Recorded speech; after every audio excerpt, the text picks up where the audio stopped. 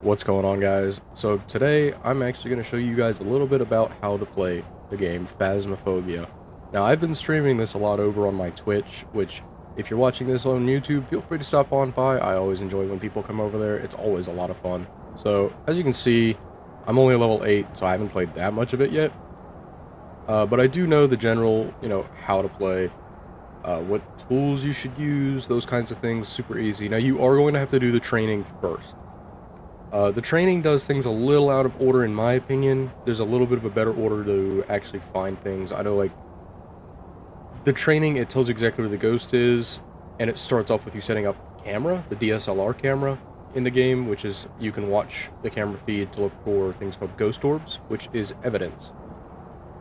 So I'm not going to do the training mode, because it can be a little confusing. I'm going to create a private server, just real quick, go into a single player one, and I'm going to go over a few extra pieces of equipment so that once you actually unlock these equipment, they are much better to use. So you can see here, once you're in the server lobby, you can have up to 4 people to play with you, which is always a lot of fun. Now, if you have the private one, you can see up here in this corner, this is where your invite code is going to be at. So your friends would just, when they go to join you, they'd click join private lobby, and this is the code you'd give you. Now, if you're streaming it like I am, I usually just hide it, because unless I want, I don't mind if people join in during my streams, but I usually hide it just anyways. So if you want to change what character you are, you just go into this menu and you can click this change button, and this will scroll through all the characters automatically for you to just change them. Now, whoever's the host, they'll have the option to select job, which then you have a list. Now, it's not always going to be the same places. It changes a lot. Every time you leave go to a job, find the ghost, and then come back to the lobby, it's going to change. And occasionally something I've noticed is I'll start the lobby, but then if I'm playing with my friends, it might switch one of them to the host. So it's a little weird. But I'm just going to go to Tanglewood Street, because I believe Tanglewood Street, yeah, it just recommends one person. I believe this is the same house that you do the tutorial on. So you can say, I have all my equipment here. You click add to add the equipment you currently own. You click buy to buy new equipment. Now, I already have all the equipment that I'm kind of want to show you guys in this video, but you can see I have $372 right now, so I can easily buy more of this equipment and show you how to use some more of it, should anybody want more information on it. Alright, so guys, once you've actually gone into your level, whichever one you've chosen, this is where you'll spawn inside of your truck. You'll see you have sound sensor here, which I don't have any sound sensors. Most people who are, when they're first starting out, aren't going to, because you don't unlock these till a little bit later on. Your total activity, this is something that is good to monitor if you have somebody in the truck and people inside the house. If this reaches, you see here, a level 10, that typically means the ghost is very angry and is hunting and is likely to actually kill one of your teammates. So, this is definitely a good thing to watch. Another thing you want to watch is your sanity. Right now you can see I'm at 100%. Now, if this drops to 0, it's not guaranteed death, but it is more than likely, if you don't get out of that house right then and there, you're going to be hunted almost immediately. Now, these are your objectives, and it also, down here at the bottom of the little paragraph, gives you actually information about the ghost. So you can see, objective 1 is always going to be the same. Discover what type of ghost we're dealing with. Now, 2 through 4, you don't have to do these. I mean, technically, you don't even have to do objective 1. You can just open that gate and then close it, and it leaves. You just won't get any money or XP. For each one of these that you complete, you get extra money. Typically, it's only an extra $10 each on amateur difficulty, which is what this is currently on. So you can see 2 would be to detect with a motion sensor, which the motion sensors you would set up, and then you could see on this map, which if you click this button here, it'll switch between the different levels, because multiple places have more than one floor. This one, it has 2 floors, but it's just a basement floor, which you can see that green box at the top there. That is your power switch. As I was saying, the green box up there, that is actually the power box. The power box is where you'll turn the breaker back on at. So if the ghost trips the lights off, you would have to go to the basement on this location to turn it back on. Now, this is not always in the basement. It'll spawn in different places. You have to either look at this map and figure out where it's at, or find it while exploring yourself. So When that is tripped, it can also be tripped if you're just walking through this house, turning on every single light switch. That can trip the breaker as well. If you trip the breaker, you're going to have to do the same thing where you have to go find it and turn it back on. Now back over here at the optional objectives, like I said, down here at the bottom, this will actually give you the information. So right here, it'll just say, you know, they've done some more investigating for you. But typically this is where you want to pay attention. It will tell you the ghost's name. In this case, it is Christopher Smith. Now this changes a lot. It is never the same name. At least I personally have never seen it the same name twice.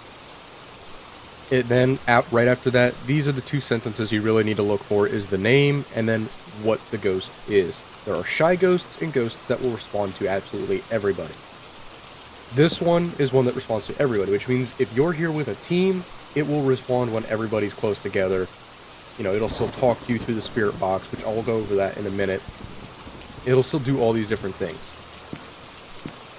Now, just real quick, if you turn right around from that to here, you'll see there's actually a computer monitor. And, well, computers. But if you click this space bar, you can see this is actually the front of the house. I'm inside this truck right here. So the space on here, like if you just click anywhere on this keyboard, it turns it from night vision to, you know, a regular camera. I usually like to use a night vision. That usually makes it a lot easier.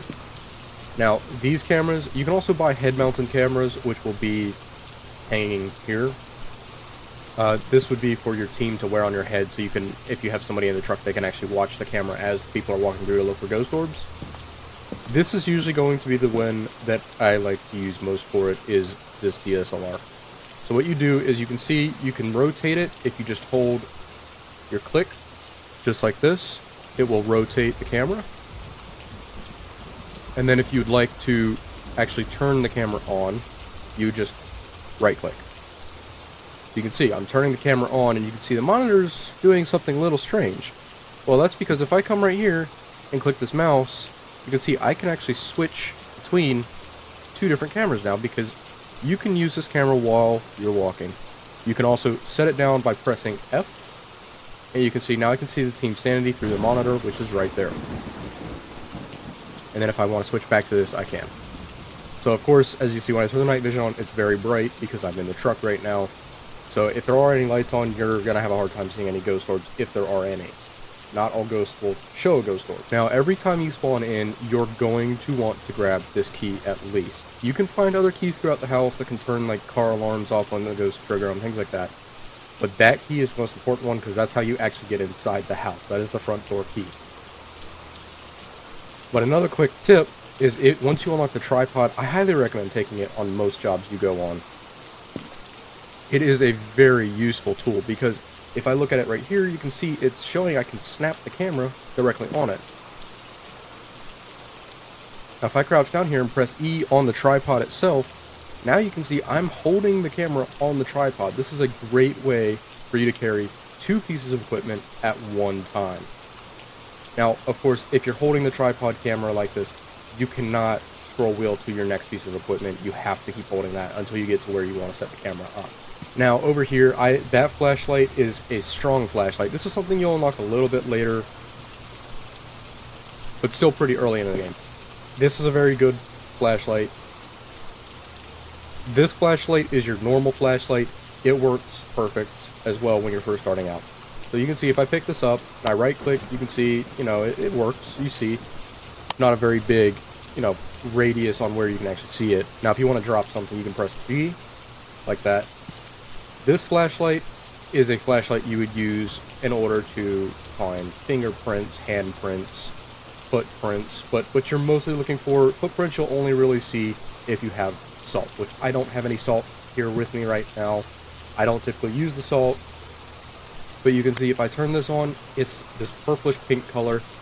You would shine these at doors, windows, light switches, and you would be able to see like a glowing green fingerprint or handprint normally, and that would be another sign that you would fill out in your journal. This book down here at the bottom, I'll go over that in a minute, but this is the strong flashlight, which is why once you unlock it, I highly recommend getting it. It is much brighter. It covers a much greater area than the regular flashlight. So if I pick this flashlight back up, let me actually just do this. If I set this one on the floor, you can see it's that bright like that, but then this one, you can see right above it, it's much, much dimmer. So starting out, this is a good option, but once you unlock the strong flashlight, I do highly recommend taking that with you. Now, this is a piece of equipment that you more than likely will not have when you first start out, unless you're playing with somebody that already has it unlocked. This is actually a thermometer. This, in my opinion, is one of the best ways to find where the ghost room is at. The ghost room is typically going to be anywhere below 10 degrees Celsius. Or you can switch it to Fahrenheit. I usually just like to leave it at the Celsius option, because that's what most of it goes by in the first place, because that's what it defaults to. Now, if you go 0 degrees Celsius or below, 0 degrees Celsius or below is actually considered freezing temperatures, which is another sign of where the ghost is at.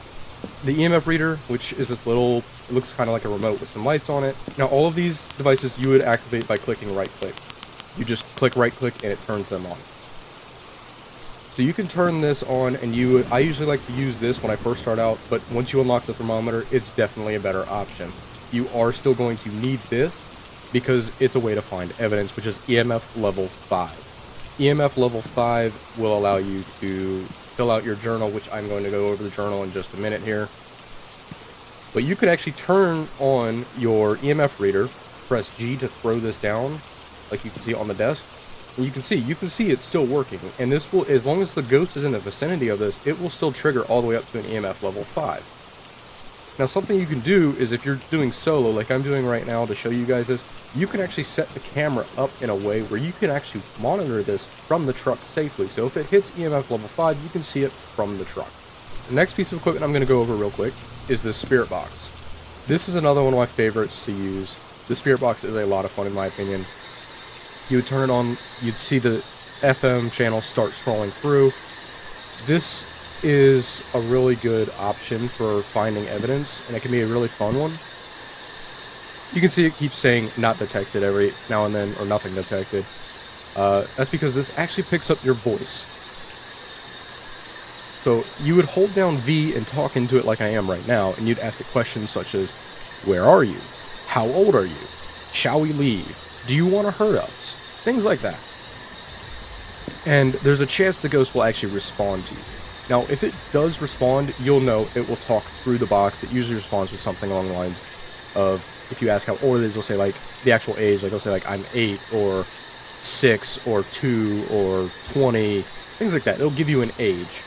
But it can also say things such as adult or child or old. Now, if you ask like where is it, I've had it say things such as next, behind, far, close.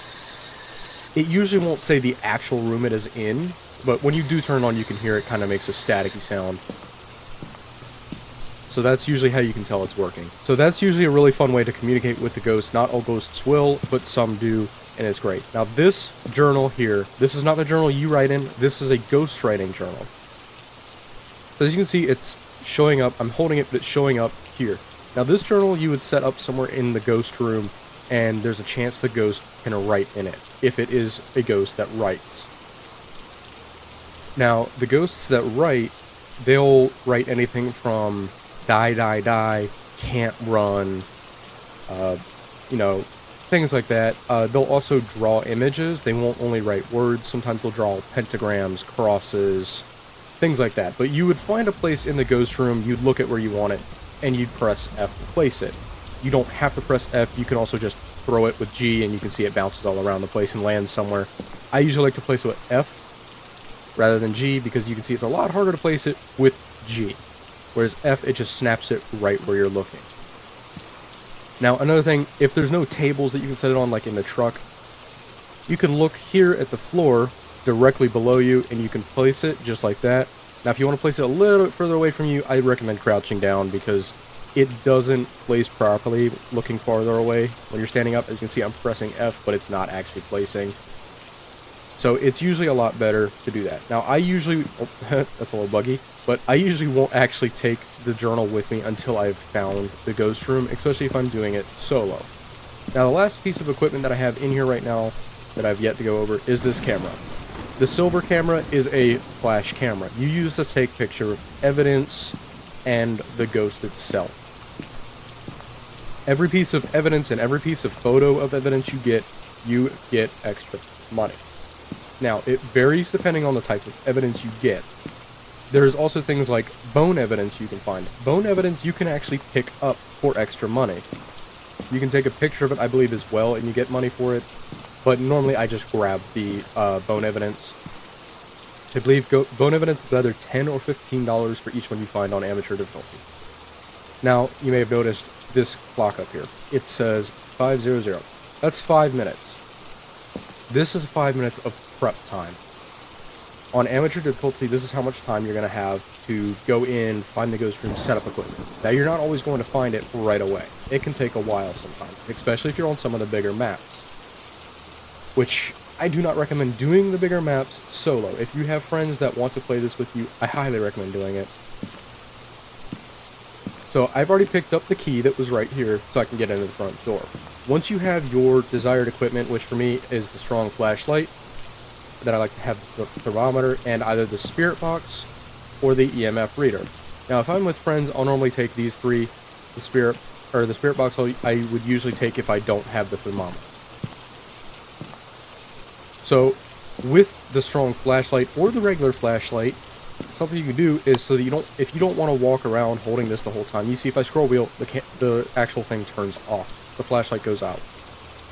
If you press T on the keyboard, you can continue to use that flashlight while it is mounted so that you can use your equipment at the same time. And you can see I can scroll between the two different pieces of equipment, it stays on. Now if I scroll back to the flashlight and then back off of it, it turns back off and I'd have to turn it back on again, which is a little annoying, but it's alright. The game is still in early development stages, so it's a lot of fun nonetheless. So now what I'm going to do, I'm actually going to go in this house, and I'm going to kind of show you guys how I would normally do this location. Just so you can kind of see how a few of these tools actually work. So you can see, I usually like to go in, I turn my strong flashlight on, I walk up to the front door, I'll just enter. See, I've already got the key. You just click, you left click, hold left click, and then just move like this. You see I'm holding left click, you can swing the door in and out. So now the timer has actually started. So you can see here, I usually like to check these rooms on this house first. You can see with the thermometer, you just leave it on, walk through, just take a quick look in. Just look to see if you can find any cold temps. If you see anything below 10 degrees Celsius, you can see the ghost there just mess with that picture frame. But you can see, you just go through this house like this. Hello! And I'm sure you heard that. The ghosts will do things like that. So this is actually a really active ghost.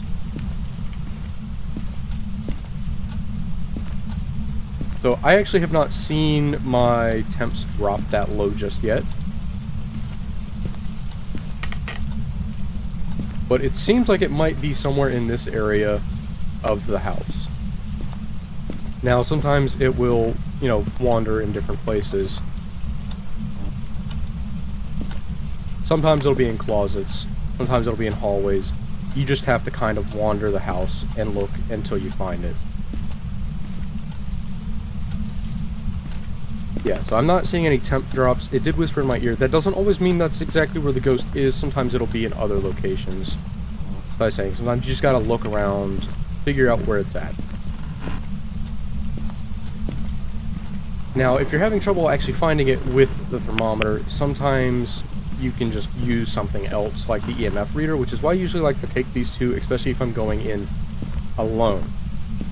Because if I'm going in alone, you can see I can turn the EMF reader on. Now, if I go back to this area where I didn't see the low temps, you can see I have an EMF level 5 right here. When it hits that red light and you can count all 5, that is an EMF level 5. So I'm actually surprised I'm not seeing, colder temps here. Oh, there we go. See right there, 8 degrees Celsius. So that means this ghost is likely here in this bathroom or in this hallway. When you see things like this, this is when you want to start grabbing your other equipment and setting it up.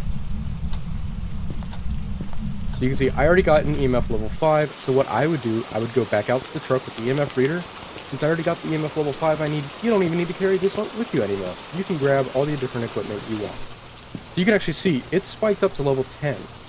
So normally when it gets level 10, that usually means it's hunting, but since I'm still in my safe zone of, I still have 2 more minutes, it actually did not hurt me. So normally that timer is a good time to go through as fast as you can to set up whatever equipment you possibly can find and use. Because everything that you set up before that time runs out will help you later. If you take too long to set this stuff up, it can cause a lot of problems, because going in by yourself like I'm going in usually results in more frequent hunts. More frequent the hunt, the worse it is, because you're more likely to get killed. So why I like to have the tripod is because I can actually set this camera up just like this. So I would just come find a spot where I want it. I want it to look down this hallway, because it's either in this hall or in that room.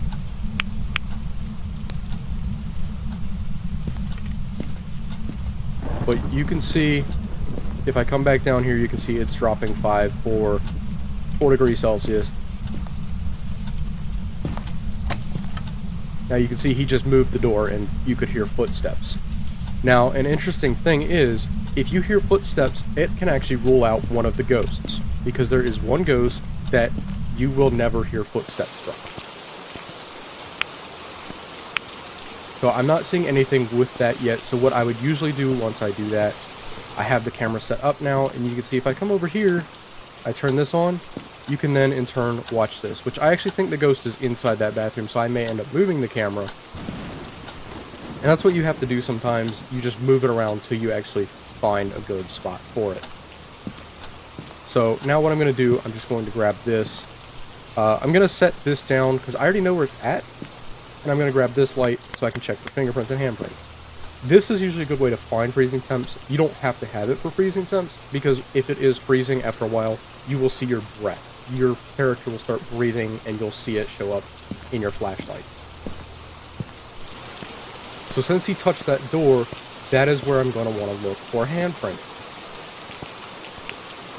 Usually those handprints are where they've interacted with, you know, if they've interacted with a door or a light switch, things like that. So you can see I'm not currently seeing anything on this door. You can usually see it better if you have your regular flashlight off. But you can see this is a very angry ghost. It keeps throwing things at me and everything. So what I'm going to do real quick, I'm going to set this journal up. I'm going to go back out. Now, just because I didn't see any of those handprints or fingerprints yet does not mean that there are none. There could very well still be some. See, now I'm out of time. So this is where it's going to get dangerous. Now, if it hits level 10, that ghost is going to hunt me. When a ghost hunts you, if you have your light on, all the lights in the house as well as your flashlight will begin flickering rapidly. When that happens, you have 8 seconds to hide. That is, go in a room without the ghost in it, close the door as fast as you can, turn off your lights, and do not talk. Now, while I'm in here, since that's like that, before I go back in, as you saw earlier, I already hit EMF level 5 almost immediately. So what you do is you actually press J. I highly recommend coming back out to the truck before doing this, because it reduces the chances of your sanity decreasing or you getting killed while you're in the house filling the journal out. So you can either just click these individual ones like this, and you can go through the whole journal. Usually, I've already read through all the ghost types and stuff, so I usually just click this double arrow, which takes me directly to the back, which is where you enter your evidence. You can see so far, I have an EMF level 5 ghost. I got that almost immediately. So down here, then you'd see the ghost type. The more evidence you get, the less ghost options there are. Right now you can see there's quite a few. It's either Phantom, Banshee, Jinn, Revenant, Shade, Oni. So I'd have to choose from one of those. Now, if it writes in the book that I put in there, so EMF level 5 and Ghost Writing, that narrows it down to a Revenant, Shade, or an Oni. And if I add one more, if it talks in the spirit box when I go in there, I've got an Oni. And that's all that's there. So once you do that, your ghost is locked in. You'd enter this, close your journal, and you just click the keypad. It'll close the door. You don't have to go back for your equipment. You can just leave. As long as you don't die, you keep all the equipment you brought with you. Now, I am actually going to empty this back out real quick because I don't know if that's the evidence that I need yet. So I'm going to leave that blank for right now. So what I'm going to do is I'm just going to go in here real quick. I'm going to use the spirit box to actually see. I'll usually turn the spirit box on before I'm in the house. Where are you? There you go. So you just heard a couple examples. So now I don't need the spirit box anymore. Now this ghost is already really angry. So a lot of mistakes I see a lot of people make is they will say the person's name, the ghost's name itself, before asking the questions. You do not need to ask the person's name. You do not have to say, Christopher Smith, where are you? Christopher Smith, how old are you? That makes the ghost extremely angry and more likely to hunt you. So you can see, I already have two pieces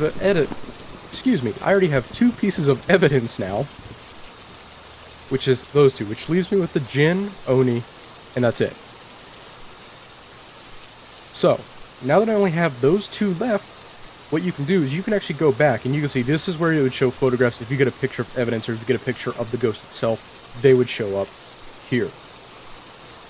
But you can see if I go back and I find the Oni, see here, I want to get ghostwriting. I already have EMF level 5, I have spirit box. The only one I don't have to prove an Oni is the ghostwriting, which I already have the ghostwriting book in there.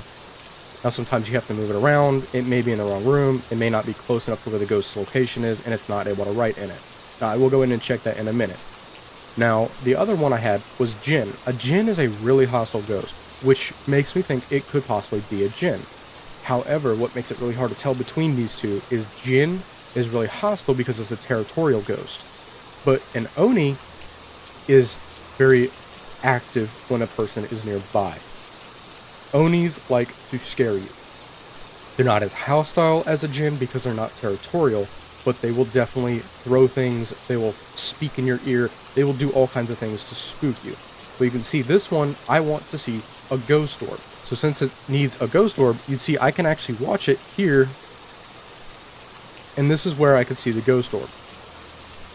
Now I'm probably going to move this camera because I think it's more in the bathroom, not in this hallway now. But I'm also going to check that book while I'm in there. Now, a lot of mistakes I see people do is, it hasn't hunted me yet, but if the ghost decides to hunt you while you are in there, do not run to the front door. That is a big mistake. Trust me. It shuts the door and it locks it. You cannot get out. Your best bet, hide in a closet, hide in a room, shut the doors, shut your light off, and do not talk. That is your best bet at surviving. So if I come in here, you can see right there, it's already written in the journal, and it says leave or die. So of course, that is now all of the evidence I needed. So what you do, you just leave. Now you will never find, I shouldn't say never, you most likely will not find, evidence this fast. It just happens that the ghost that I had was super active. Sometimes they are super shy, and they will take a long time to even give you one piece of evidence sometimes. You can see here now, what I would do is you just come into the back here, and I put in that I got ghostwriting, and it leaves me with an Oni, which is what I kind of figured it would either be, since I only had two, but Jinns are usually more, they stick to one room. Onis, which you can see, it was throwing stuff in the hallway, the bathroom, and in that crib area, the little children's room. Now, you can, of course, stay, and you can try to get these other ones if you have them. You can capture dirty water in a sink. You could do it with a crucifix and a motion sensor. Now, I don't have a crucifix or motion sensor with me, so obviously I can't do that. Now, if I wanted to, I could go back in and try to get a picture of dirty water, because obviously it's been in the bathroom, which means it likely could produce some dirty water, which would be a little extra money. But for the sake of the video, I'm going to wrap it up here, because that's about everything I need. That's everything I wanted to show you guys. If there are any other questions, make sure you leave them in the comments. And hey, if you want to see more of this, make sure you go check out my Twitch. I'll leave a link in the description. But you can also see here, real quick. Right there, it was an Oni, 20 bucks. You can see each one you'd get extra money for. Thank you for watching.